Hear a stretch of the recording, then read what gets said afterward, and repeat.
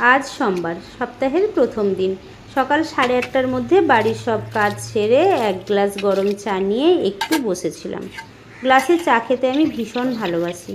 তোমরা কে কে গ্লাসে চা খেতে পছন্দ করো? চা খেয়ে রান্নাঘরে গিয়ে ভাত বসিয়ে ভেবেছিলাম আজ দুপুরে কী রান্না করব। শেষে ঠিক করলাম আজ বানাবো পনির কড়াইশুঁটি আলু দিয়ে সুন্দর ঘরোয়া পনিরের ডালনা। পনির কাটতে না কাটতেই আমাদের কোকো এসে হাজির। ওর এখন পনির চাই। ওকে এক টুকরো পনির খাইয়ে আবার রান্নায় মন দিলাম। এখন পনিরগুলোকে টুকরো টুকরো করে সব কেটে নিয়েছি। সঙ্গে কয়েকটা আলুর খোসা ছাড়িয়ে আলুগুলোকেও টুকরো টুকরো করে কেটে নিয়েছি।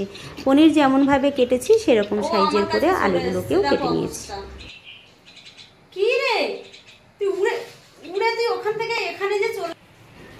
গ্যাসের মধ্যে কড়াই বসিয়ে কড়াইয়ের মধ্যে দিয়ে দিলাম সাদা তেল।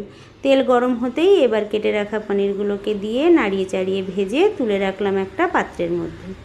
একই তেলের মধ্যে কেটে রাখা আলুগুলো নুন দিয়ে ভেজে তুলে রাখলাম আবারও একটা পাত্রের মধ্যে।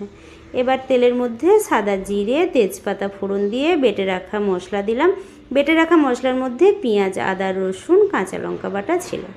মশলার মধ্যে দিয়ে নাড়িয়ে চাড়িয়ে নুন হলুদ জিরে ধনে গুঁড়ো আর রং লঙ্কা দিয়ে ভালো করে কষিয়ে নিয়েছি। সঙ্গে ফ্রোজেন করা কড়াইশুঁটি দিয়ে আবারও ভালো করে কষিয়ে নিয়ে ভেজে রাখা আলু দিয়ে নাড়িয়ে চাড়িয়ে ঝোলের জন্য জল দিয়েছি। ঝোল ফুটে উঠলেই ভেজে রাখা পনিরগুলো দিয়ে আবারও একটু ফুটে উঠলে 1 চামচ চিনি 2 চামচ ঘি আর ছোটো চামচের 1 চামচ গরম মশলা দিয়ে নামিয়ে নিয়েছি একটা পাত্রের মধ্যে। এবার উচ্ছে আর আলু ভাজার জন্য এখানে আমি উচ্ছে আর আলুগুলোকে পাতলা পাতলা করে কেটে নিয়েছি।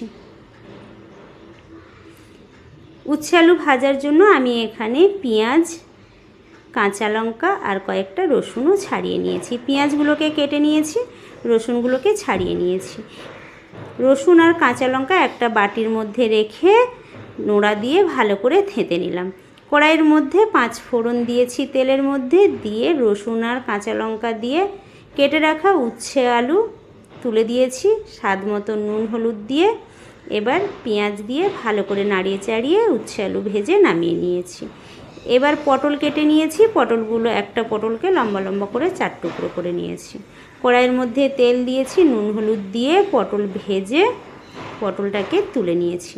চলে আসলাম খাওয়ার টেবিলে। থালার মধ্যে নিয়েছি গরম গরম সাদা ভাত, পটল ভাজা, উচ্ছে আলু ভাজা।